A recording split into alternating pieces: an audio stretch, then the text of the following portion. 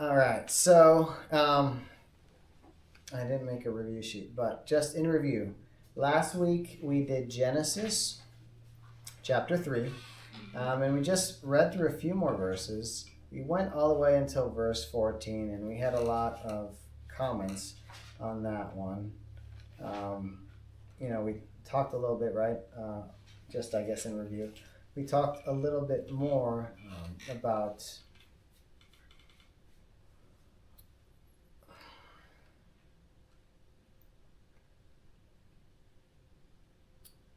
how God took the initiative to save them. We mentioned, right, the whole premise of how Adam, he knew what he was doing, and so he went ahead and sinned out of love for Eve. But interestingly enough, after having sinned, he actually very promptly kind of threw her under the bus, and we mentioned, and God as well. But it just goes to show, right, that kind of thought process that you can't really do right by doing wrong. There's in modern storytelling the concept of the dark hero, or the hero, right, that the vigilante hero, or the hero that breaks the rules to save the day. But really, we see that actually doesn't hold water, because the moment that we give in to sin, it just kind of it corrupts things and changes things. Like, there's never a point where man actually successfully, we could say, I don't think there's any example, I'm pretty sure there's not any example of somebody breaking the rules to accomplish something good and it not going south, going wrong. And so we have a prime example here with Adam and Eve, that it could have been done better for sure. He didn't have to sin in order to stick by Eve's side. I believe that the Bible is clear enough that Jesus would have come to save even one person, and if Eve had sinned and Adam hadn't, he could have shared in her lot, but he didn't actually have to go ahead and sin to do so, right, and to stand by her side. So it's unfortunate that he did, and we probably would have been in here in this position and in this predicament that we're in, because Eve had sinned, whether, possibly. I mean, we don't know, right? This is all speculation. And this is just my thoughts. But the good news, nevertheless, is that there is a plan to get Adam and Eve out of this predicament. We're going to touch upon that today. The other thing that we talked a little bit upon, right, was this whole concept of the snake. What kind of animal was Eve talking to, right? Was she talking to a snake like we see today? And I think the obvious answer is no, because the snake that we see today is the snake after sin. In other words, God says, as a result, because you deceived the woman, right? Obviously, this was a curse being pronounced to Satan, but the snake being the instrument through which Satan spoke, or the channel, there was also a punishment that fell on the snake, and it kind of basically became, you could say, a living parable. But whatever it was, the punishment was it was going to crawl on its belly for the rest of its life and eat dust. So that means that it didn't crawl on its belly before. And it probably didn't happen right then and there either, like whatever it had, whether limbs or wings, it wasn't like, I don't think it would have been like, boom, all of a sudden they all lost their legs, they all lost their wings, and it just happened instantaneously. I think much like everything else that happened as a product of sin, it was very gradual and just started taking place, right? Like Adam and Eve didn't die right then and there. Thorns and thistles didn't come up overnight. Disease started setting in slowly, encroaching upon creation, right? And the seasons changing and all of those things. Slowly that all kind of took place. There was an immediate change, but I think that over time, right, things manifested more and more. And so it was very interesting. I don't remember how much we said last time, right? I think I would say more today, but we went to the Creation Museum. And they actually have a whole section on dragons, which is interesting. That's something I mentioned. And this whole concept, right? Because when you look at a dragon, what is it? Maybe a dragon is, the serpent with all its appendages, right? And especially if you look at like Asian culture, the way they depict dragons, it's kind of like a snake with wings and legs. But what's interesting is that dragons appear in stories all around the world. There's tons of mention of them. There's tons of artwork of them. And so there's, this notion even that like the Creation Museum was kind of putting out there that maybe at some point in time, I don't think they make that connection. I couldn't tell that they actually mentioned it, as to say maybe what Eve spoke to was a dragon, and then over time, the dragon was cursed, but they just kind of talk about, they share different evidences of like dragons, like historical evidences in all different cultures, like in the Americas and in Roman times and things like that, like actual story. Kind of like a symbol that is being repeated. It's like, how come this is kind of like a worldwide, like nobody can like get, everybody had a picture of a dragon somehow. Yeah, and there is stories. And stories and myths. And obviously there's myths, and myths are sometimes based on, reality. So I definitely don't believe fire-breathing, dragons. But definitely like the concept of, a large reptile with wings and legs, I think that's plausible, and I think it's a possibility that that's basically what this creature, that this ancient form of the serpent perhaps was, at least it might have called it. And it was interesting how science even kind of shows, like when you look at the skeletal structure of the snake, you can see kind of scapula, and you can see where appendages would be in the skeleton. They're just not there. It doesn't have limbs. So it looked like somebody turned off those genes. It's like those genes that express limbs were turned off. Exactly. So very, very interesting. So those are some things. Do you think they were attractive? Do I think they were attractive? Animal? I think so. I mean, snakes. Not to be fearful of it. Remember, at that point in time, they didn't know to be scared. Animals didn't harm humans, right? So it's only in our world where things bite and kill that we're afraid of animals. But I mean, but I told Yemian, look, Adam wasn't afraid of lions. Even they're cute. Yeah, even just a simple little worm that looks like a worm, and and it turned later on into a butterfly. You see the worm, it's not appealing, but you say, but a butterfly looks nice, right? When it has the wings and all that, you don't focus in the middle part. You're just like, oh, look at that. I said, that's what I pictured about the snake. I said, now without all what it had, I'm like, it doesn't look too appealing, but before probably was so, like majestic with wings and legs.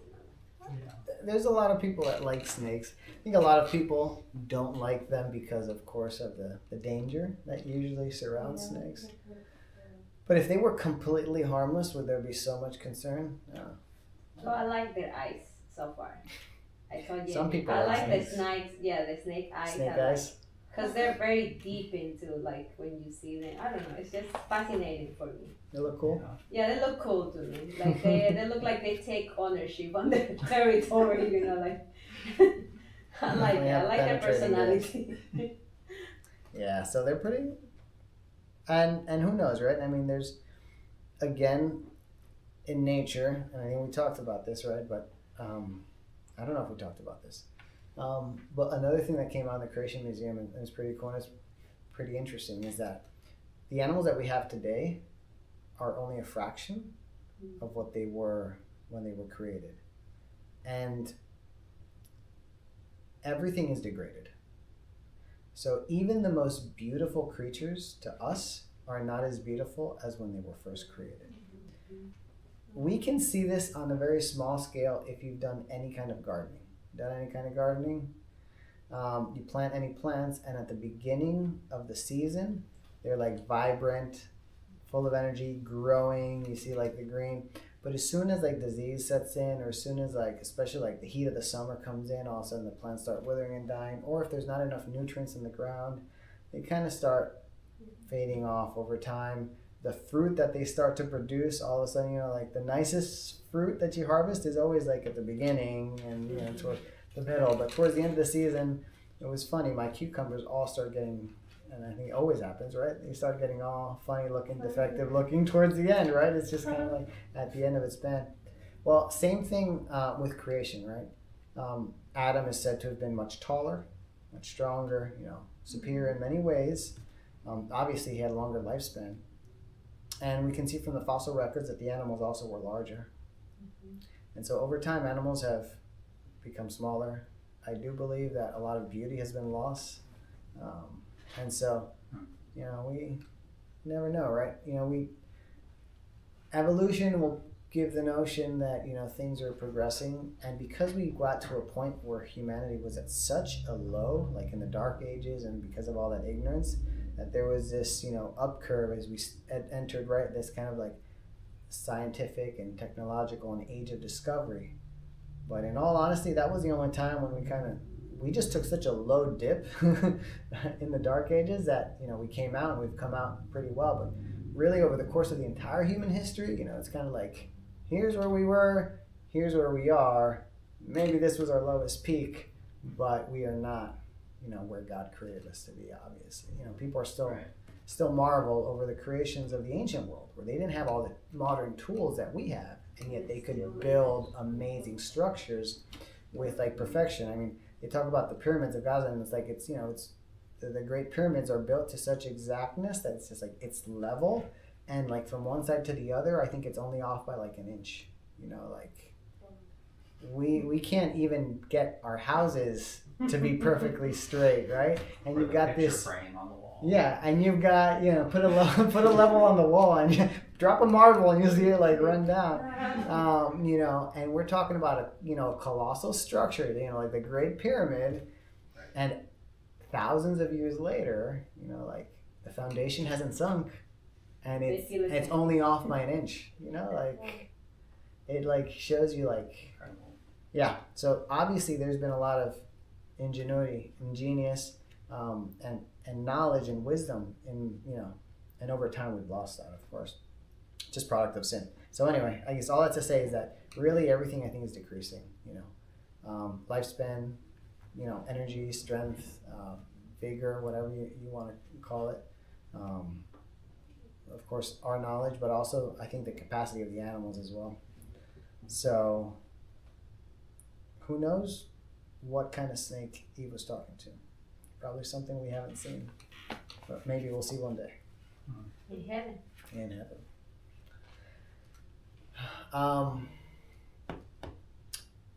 So I think that's enough review. Let's continue where we left off, and that is Genesis chapter 3, verse 15. So we'll go back to our maybe reading 2 verses apiece. Joe, maybe you can start us off, then Nappy, then Leslie, and we'll just go around the room. Just for the record, I only have Spanish. No problem. And I will put enmity between you and the woman, and between your offspring and hers. He will crush your head, and you will strike his heel. To the woman he said, I will greatly increase your pains in childbearing. With pain you will give birth to children. Your desire will be for your husband, and he will rule over you. All right, let's stop right there, because we want to talk about verse 15 anyway. And then the rest of those verses kind of go together, but verse 15 kind of stands off, right? So here is now God. So Eve is Adam spoken. He spoke first. Eve spoke. The serpent, of course, did not speak at this point in time. But now God is responding, right? So Adam throws Eve under the bus and God. Eve, of course, blames pretty much God and the serpent. And now God responds with, the statement, I'm going to put enmity, right? This right here is the first gospel promise. You've probably heard it, mentioned that way before, right? But it's the promise that when you think about it, you look at the New Testament and it says that whosoever you find yourself servants to obey, his servants you are, right? That's the way that Satan became the prince of this world. Adam had dominion. Adam and Eve obey Satan. Now they actually hand over dominion to Satan. I mean, he basically takes it from them. Satan is now prince and ruler. Sweetie, can you turn on the fan? Yeah.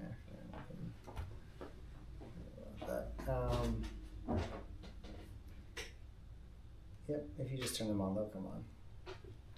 Thank you. And so Satan, of course, wanted to deceive Adam and Eve because he thought that he was going to be successful in establishing a kingdom for himself. That's it. I've got him. Humanity's now mine. I now have my realm in the universe that I can rule over. But God makes a promise here. I will set enmity, right? So by Adam's actions, he basically entered into alliance. But God brings up the promise. He says, now I will make enmity between thee and the woman. He's talking to the snake, right? I'm not going to allow this alliance to continue. I will introduce enmity between thee and the woman. Obviously, he gives man the choice, right? Between thy seed, the seed of the snake, and her seed. And it shall bruise thy head, and thou shalt bruise his heel, right? I mean, what's that telling us? Ever thought about that? Have you heard about that? What does that statement mean? It shall bruise thy head. It is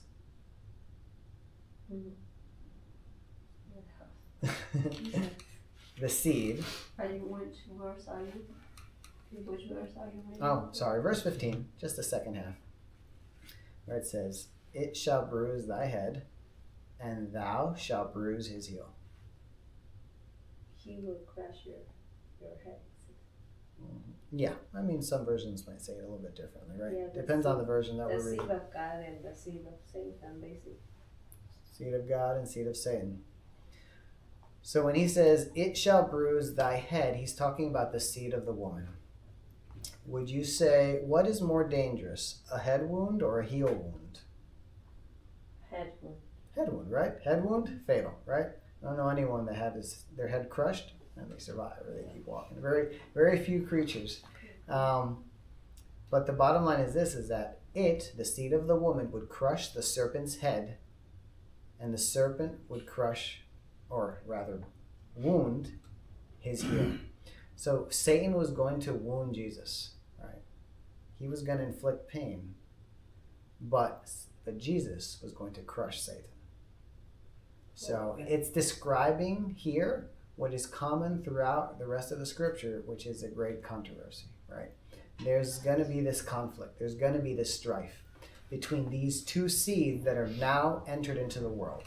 The seed of Satan, in other words, those who follow Satan, and the seed of the woman, those who actually choose to follow God, to be a part of God's people, right? And really the seed of the seed, right, that would come. Because the seed of the woman is Jesus, but then there's the seed of,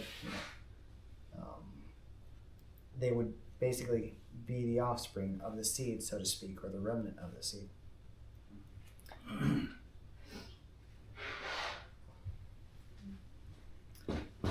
And so you'll see that now in all the stories, right? This is one of the things that I said. So as we continue to go through Genesis, pay attention, because this is the underlying story. This is the underlying, kind of plot line for the rest of the Bible. There is a seed of Satan at work, or the serpent, throughout the scriptures. There's a seed of the seed, which is the seed of Jesus, throughout the scriptures, and you see them working. No, actually, sorry, and I take that back. You have the seed of the woman, which was Jesus, and so you have the woman, right, early on. Then you have the seed, which is Jesus, and then you have the seed of the seed, which is the descendants of Jesus, those who basically end up becoming partakers, right? They also become the church, but basically now through Jesus. Make sense? Mm-hmm. Okay. All right. Nati, can you continue? Yeah, 17, 18. Yeah. 18. Uh-huh. Says, y el hombre dijo, por cuanto obedeciste a la voz de tu mujer y comiste del árbol que te mandé diciendo, no comerás de él, maldita será la tierra por tu causa. Con dolor comerás de ella todos los días de tu vida. Espinos y cardos te producirá, y comerás plantas del campo. All right. So this is the verse that I was referencing before, right? You notice how it says, and thou shalt eat the herb of the field, which previously had really just been commanded to the animals, right? So this is where, interestingly enough, many Bible scholars actually believe this is where vegetables get introduced into the diet of man versus grains and fruit and things Oh. before. And seeds, yeah. Yeah, so it's Seeds. interesting because you'll see the change in diet, so to speak, right? So it's like man was created, and it's really just grains, fruits, legumes. I guess can maybe be considered, grains as well. Grains, legumes, that sort of thing, basically. But anything that comes from a plant, as in a fruiting part of a plant, so the seed and the fruit that it gives, that's really kind of what man is meant to eat. And then it says, then the herbs, basically leaves, grass, whatever, for the plant. The rest of the plant, the rest of creation. But here, there's an extension to man's diet. After the flood, there's an extension to man's diet. And then, of course, in heaven, I believe there's a restoration of man's original diet. So that's kind of the progression. Anything else interesting that you noticed in those passages we just read?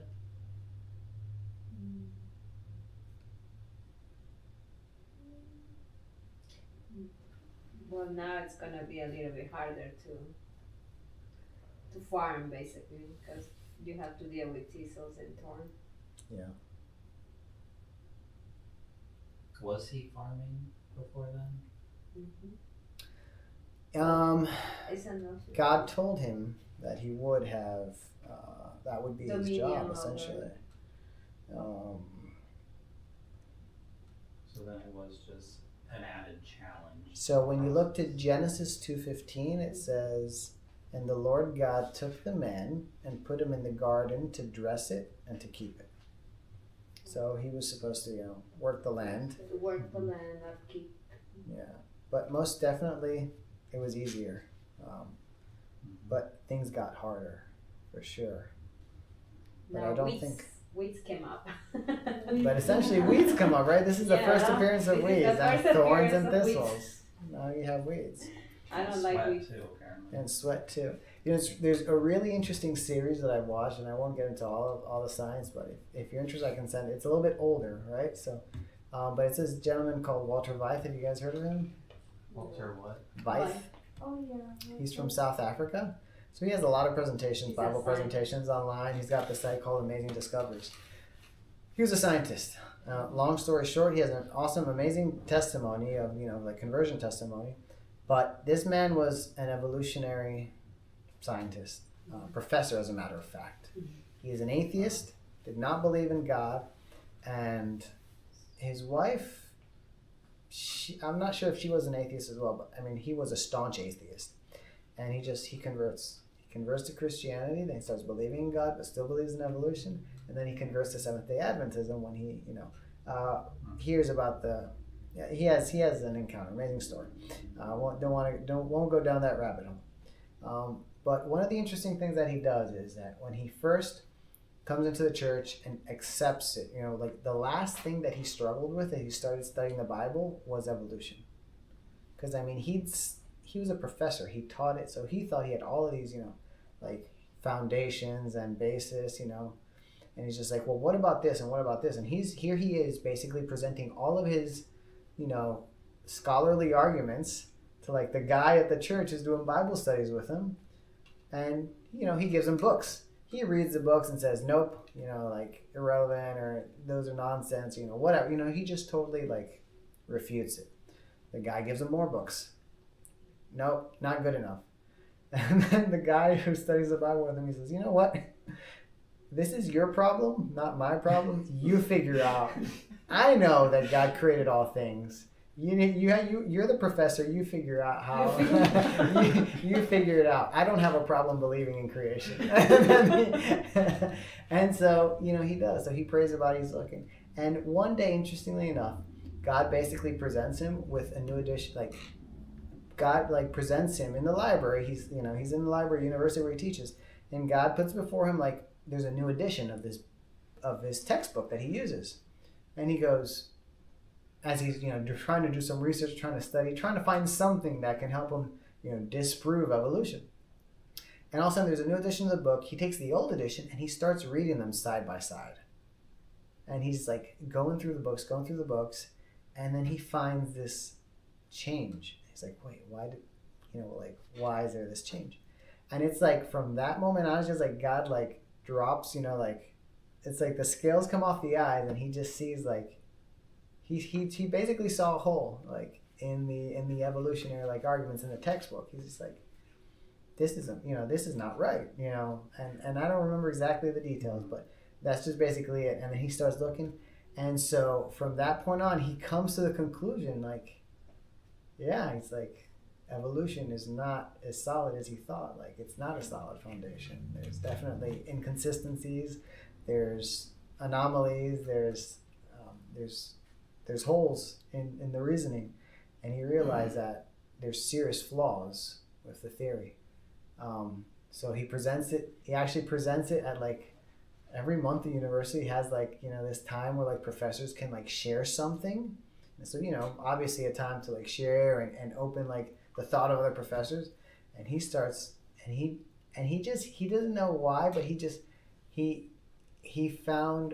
decides to present all of the problems that he found, and he wasn't sure if he was, I guess, trying to convince them or trying to find somebody to like help him reason through it. But he got such What does lash mean? Like backlash? backlash. Thank you. Yeah. He got such backlash from the university, the professors. Got angry with them. Angry, yeah, no, angry argument. Ooh. And Yes, he was the evolutionary. yeah, exactly. And so from his colleagues. So bottom line is he ends up resigning from the university. He has nothing to, he leaves the university scene. He joins the church by then, and he's baptized, and he goes down his own journey. But interestingly enough, years later, God brings him back into the university. And he gets offered a university job when things are going really, really wrong. He gets his university job, and he told me, he's like, I can't teach evolution. I don't believe in evolution. They're like, that's okay. You can teach, biology, genetics, like all these other science classes. That's okay. We don't care what you believe. And so he gets his university job at this other university.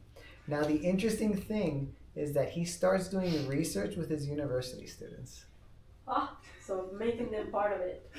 Mm-hmm. He starts doing research that proves the things in the Bible, that Mm-hmm. proves spirit of prophecy. Yeah. Because he starts looking for, Evidence. he starts trying to reason, the world as described in Genesis and the world that we see, right? Because obviously there's a very big difference. And so he has this whole series called the Genesis Conflict, where he kind of explains, he goes through the different scientific disciplines like geology, astronomy, Mm-hmm. And of course biology and fossil record and all that, geology as well. And he just goes through all of it and just kind of just like explains and reasons, at least provides good scientific reasons for how things happen in the Bible and why things are as they are now versus what they were. So it's very cool, just very interesting. So if you're interested, I can share in that. I wouldn't be able to get into that, but Walter Weith, And it's Eith, V Veith, I believe. Weith. Yeah. I. I think it's like German. He's South African, but I think his name is like German German descent. Yeah. So obviously the world changes, right? Thorns, thistles, and all of that. Why don't you read the very next verse, sweetie? Just to finish that, the curse, I suppose, right? Because this whole segment is like starts off with a promise and what looks like like the curse or the punishment, which is verse 19 and then 20. Yeah. By the sweat of your brow you will eat your food until you return to the ground, since from it you were taken, for dust you are, and to dust you will return. Adam named his wife Eve because she will become the mother of all living. So it was easy to garden, but it got harder. And now, but notice what it says, right? It says, for thy sake. Mm-hmm. So for thy sake, it's not saying, it's not just like saying because you did this, like this is going to be your punishment. But it's like in other words, but for your own sake, in other words, for your own benefit, you're going to have to work a little bit harder. Because I believe that obviously God knew that with now the tempter around to tempt people into evil, it would be better that man not have so much free time or have it so easy. It would be good that life be a little bit harder. And I think it's the reason that I think this starts to show a little bit, right? I think as you get through the rest of the scriptures, you see it in other stories. This is just one example where how God allows things to get harder because it's through that pain or through that hardship that man's heart looks upward, that man's heart is returned unto God, that man's heart is protected from evil. Because if things are too comfortable, if things are too good, the tendency is to forget God. Yeah. And when things are hard, it tends to be when you remember God. Idleness is a big thing, right? Right. And I was telling Jamie, like, it's interesting because you see how much, like, especially when you work in the garden. I didn't know. I never liked gardening before, but at some point when I started, not now, but when I started, I noticed that garden teach you a lot of things, like, from yourself too. Because it's like the weeds, right? It's a persevering plant. It comes every day. You clean them today, tomorrow they're gonna start appearing again. So every day it's like you have to do a work. And the same thing happened with your thoughts. That's what it made me think. Like if you just like every day you have to just basically battle with thoughts that comes to your mind. It's just never ending, like. And the same thing when you work in the garden, like, and also everything, like Yemian said, you throw the seed, everything looks good, and then hey, it's just like something coming, a caterpillar or a worm, something's eating your plant. What did you do with that? Like, is your soil nourished enough to stand, the plague, or is just the plant gonna die? So why you have to do it? That make you think about yourself too. Like I told Yemian, now with AI, people said, oh, we all gonna be jobless now after this. I said, but the funny thing, AI probably will take every job, but no, it's not going to take the garden part. No. So, because we went to a convention that they talk about the garden, it's true. Nobody wants to do the job because it's hard.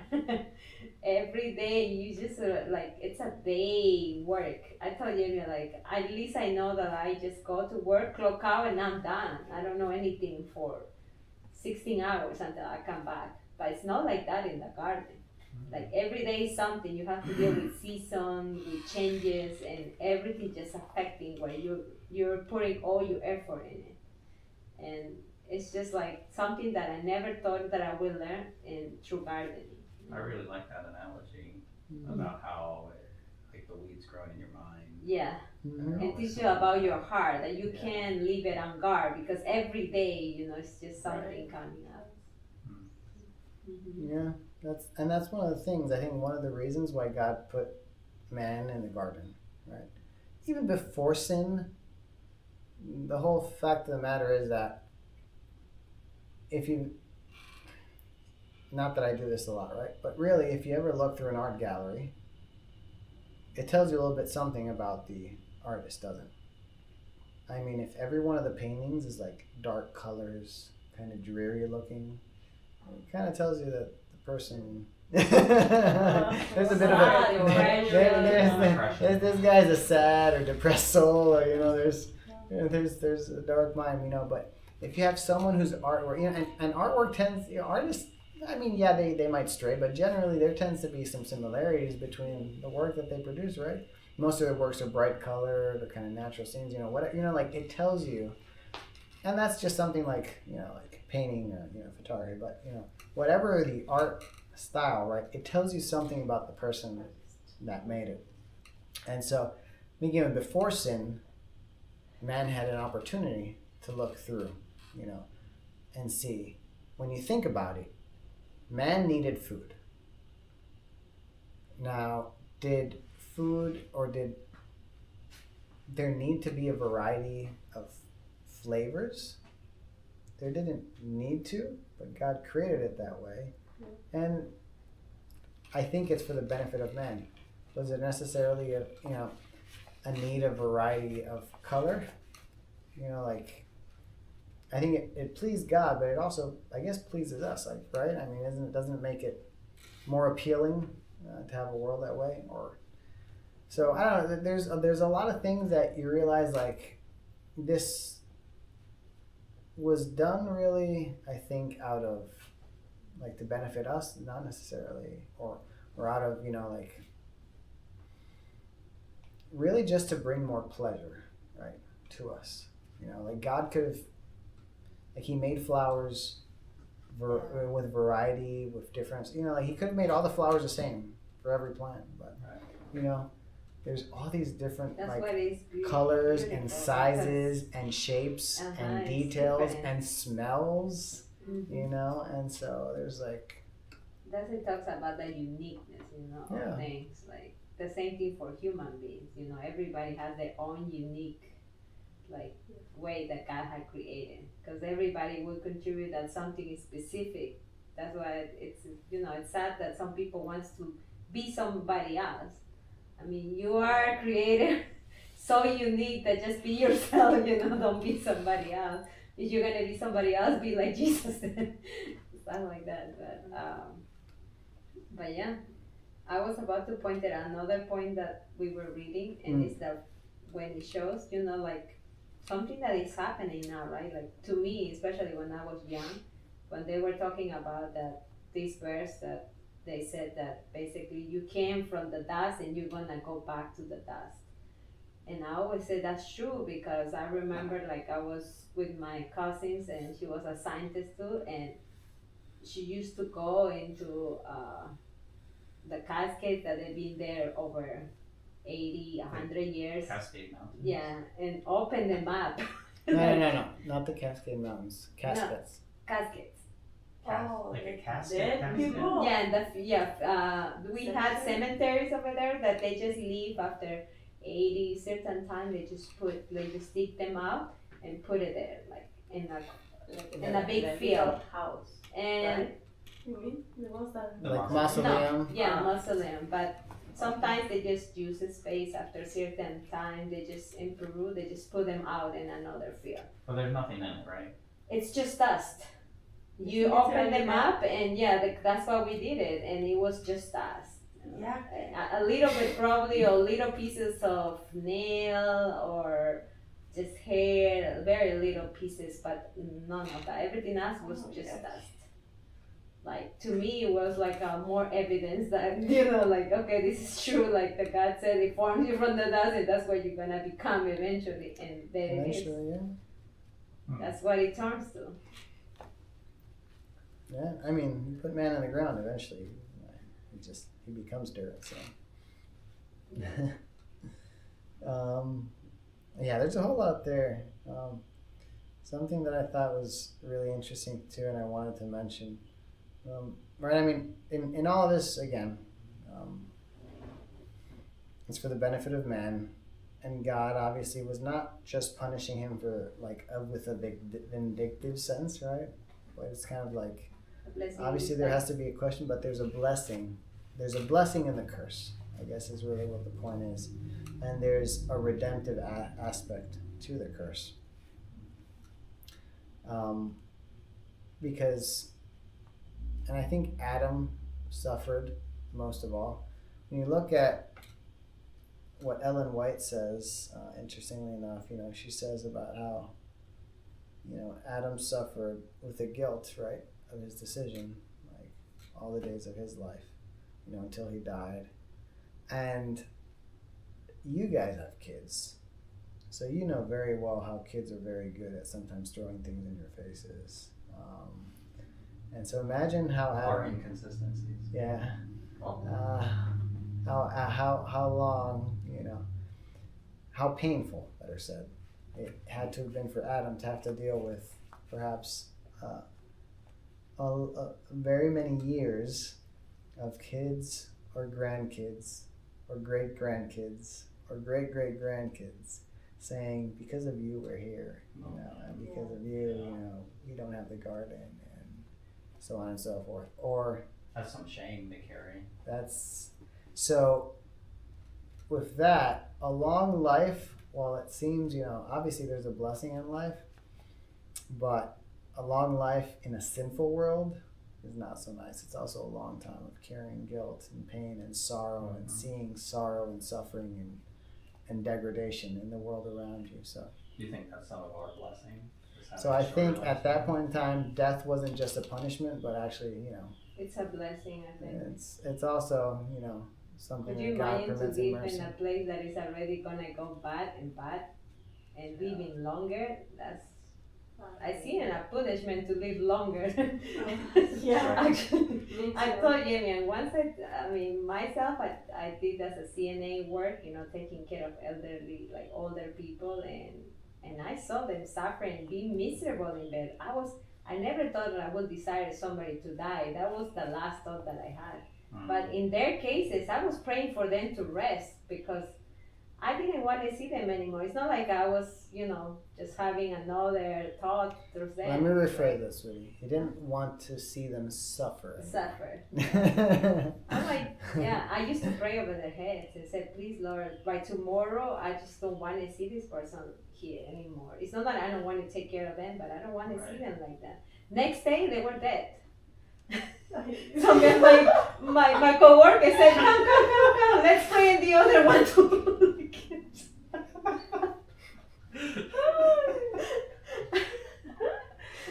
It's not fun. Never invite her if we're sick, right? To pray. They're not going to invite you to pray for them when they're sick, sweetie. That's why they say, somebody's that's the sick. I wrong said, prayer. no, That's I the don't wrong want to pray prayer. for that person because probably they're gonna rest. I don't know. But I mean, even in the punishment, there was mercy, So it's like in everything that God does, even when He punishes, there's actually love and mercy expressed in that. Is I guess like kind of what the thought is. Obviously, no one wants to die. Everyone wants to live, but in the world of sin, there is an aspect of rest and peace. Right? They go to sleep, and they just await the resurrection. When if they were faithful and everything is over, they'll wake up to a wonderful and blessed hope. One last thing that I want to mention, even though we're a little bit over, what I thought was really awesome is that so what was Eve's sin? Remember we talked about that, how they both had different sins. What was Eve's sin? Wanting to be like God. Wanting to assume, basically a higher state. Escalate higher. Yeah. And what was Adam's sin?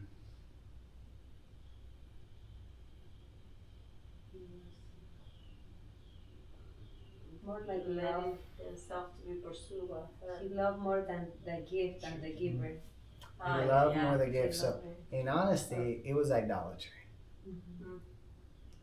So Eve's sin was covetousness. She coveted something that didn't belong to her or correspond to her, a higher state. And Adam's sin, in the base, I guess the most basic form could be said was idolatry. He idolized Eve to the point that he chose to sacrifice his allegiance to God for the sake of Eve. What Adam and Eve did in the Garden of Eden, right? The fall of man in the Garden of Eden, Jesus completely reversed. And not just Jesus the Son, or God the Son and Jesus, but God the Son and God the Father actually did in the opposite way in the Garden of Gethsemane. In the Garden of Gethsemane, Jesus actually denied himself in the fullest sense. And God gave up that which he loved the most. So you have Adam did not want to give up Eve, but God gave up Jesus. And Eve wanted the higher place, and Jesus accepted the lowest place so that we could have a place. So it's like you see this complete reversal. And so in the act of Jesus like redeeming mankind and God as well, that they really did it together. I mean, the Holy Spirit of course has his part as well. But you can see how they're completely making up for man's failures, every one of man's failures, even that of Eve and Adam in the garden, which I thought was something pretty neat. All right. Any other thoughts, comments, or questions before we close here for the night? But that's just the last thing I wanted to share. Yeah, was she named Eve after all this happened? Because that's like, is it supposed to be assumed this is sequential order? No. If there's something that I know is that the Bible is not sequential. The Bible is oftentimes written in cycles. I better say. Why does it say then after all this that then Adam named his wife Eve? Like, Well, she had already been mentioned as Eve. Mm-hmm. When she was created, Yeah. wasn't it? But why? That's a good question. That's something I guess to think about. So it says, and Adam called his wife named Eve because she was the mother of all living things. So maybe it's just, let me see if there's any commentary on that. it just seems kind of random to put it there. I think it's more not so much speaking as to the origin of her name, but speaking as to the origin of other people. Mm-hmm. So it's I like that head. it's Is any Hebrew word for that word the same thing like they use for Eve at the beginning? well, yeah, no, Eve, I think. It's like to me it makes me think about Abraham, right? Because when he was Abraham, like different letter to the Savior, right? When he had before he became the father of multitudes, and then his name was kind of a little bit longer. Ew. That's the part that I remember for Abraham, but I don't know for Eve. Wait a second. I just read something interesting. Now, this is where Eve's name is first mentioned. He first calls her woman. He said, "This is woman." And now she's called Eve. So, woman meaning wife. And then he calls, and then Eva, life, I guess indicating her status as a mother. So I think. Oh, that's true. So that's the interesting. I just read this in the commentary. It says, so God having named the man called him Adam, which signifies red earth. Adam, in further token of dominion, named the woman, calling her Eve, that is, life. Adam bears the name of the dying body, Eve that of the living soul. The reason the name is here given, some think, because she was the mother of all living. He had before called her Aisha, which is woman, as a wife. Here he calls her Eva, life, as a mother. It's after, I guess, the... Aisha? I mean, yeah, that's the Hebrew. Aisha is woman, and then Eva is her name. Yeah, so Aisha, woman, Eva, life. Or I guess, yeah, the mother of all living. So I guess after God said you would bear children, I don't know. Yeah. Maybe, I don't know if God had mentioned that before, at what point in time this happened, that you would have children, right? But now it's mentioned that he's going to have children. It does say, I will greatly increase your pains in childbearing. It does. So it kind of implies that she knows, or they've already... Well, before that, though, right, he said, as he's speaking to the serpent, he was speaking about Eve, right? He was saying, right, I will put enmity between thy seed and her seed. Like nations. So she was going to bear, just like,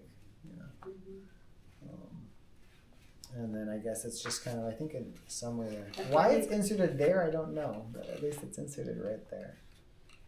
The funny thing is, a lot of speculation I hear from other denominations that they talk about Eve having children before the fall, and that their children they were before the fall, so that's why they didn't sin and stuff like that. And it's just making up the stories. And I'm like, well, according to the Bible, I read that she has children after the fall.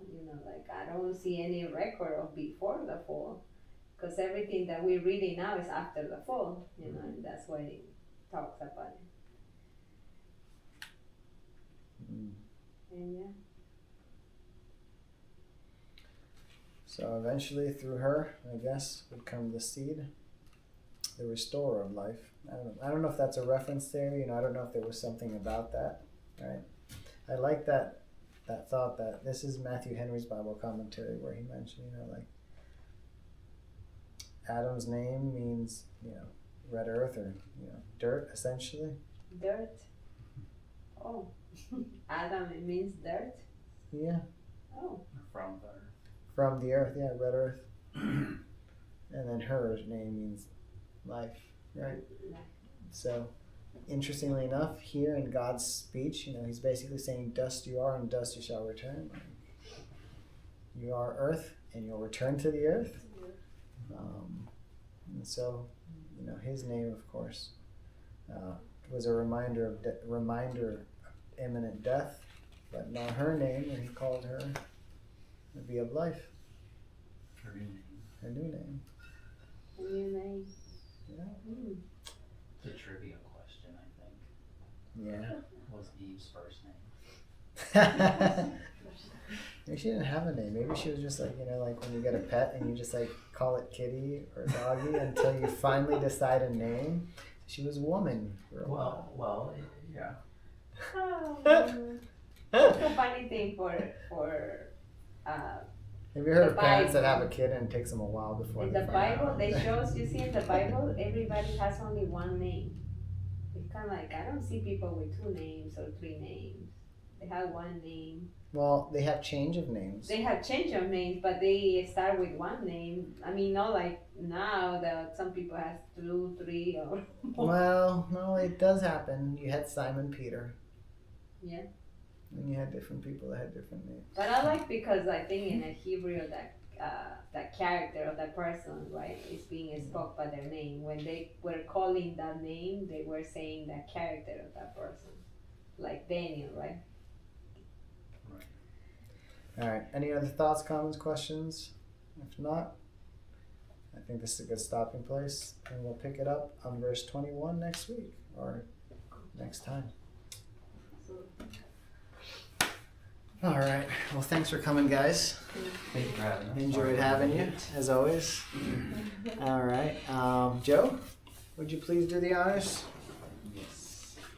Dear Heavenly Father, thank you for another Sabbath day. Thank you for bringing us all together where we could study your word, we could study Genesis. I pray that you guide us through this study and help us to learn more about your creation, your design. Help us to learn about your purpose. And I pray that you just guide us in this study and our pursuit of knowing you and growing closer to you and loving you each and every day. I pray that you guide us this weekend and just bless our families and be with those that couldn't be here tonight. In Jesus' name we pray. Amen. Amen.